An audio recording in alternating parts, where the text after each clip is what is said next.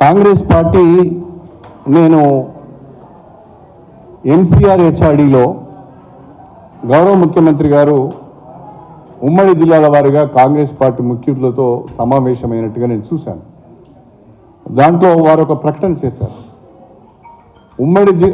ప్రతి ఒక్క నియోజకవర్గానికి 10 కోట్ల రూపాయల స్పెషల్ డెవలప్మెంట్ ఫండ్ ఇస్తానని చెప్పారు.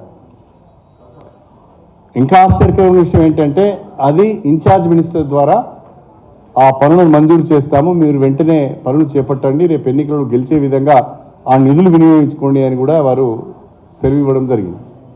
నేను అడుగుతున్నా ముఖ్యమంత్రి గారిని, పార్టీ సమావేశాలను ఎంసీఆర్ హెచ్ఆర్డీలో మీరు పెట్టవచ్చునా?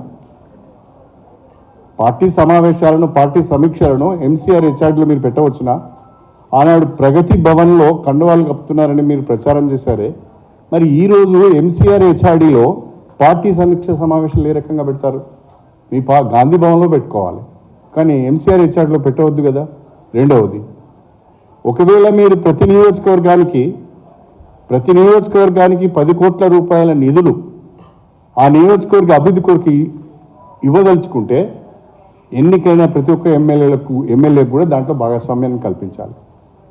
అలా కాకుండా ఓడిపోయిన కాంగ్రెస్ పార్టీ అభ్యర్థితో మీరు అభివృద్ధి పనులు చేసుకోవాలి అంటే ఇది సరైన పద్ధతి కాదు అని చెప్పి నేను ఈ సందర్భంగా తెలియజేస్తాను.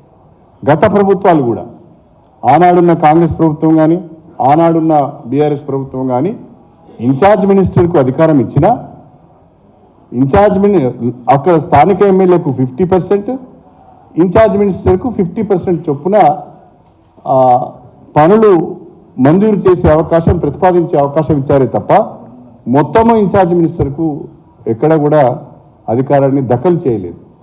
కానీ ఈరోజు పూర్తిగా కాంగ్రెస్ పార్టీకే మేలు చేసే విధంగా ముఖ్యమంత్రి గారు ఈ ప్రకటన చేయడం ఇది ప్రజాస్వామ్యానికి మంచిది కాదు, ఇది ప్రజాస్వామ్య వ్యవస్థ కూడా మంచిది కాదు.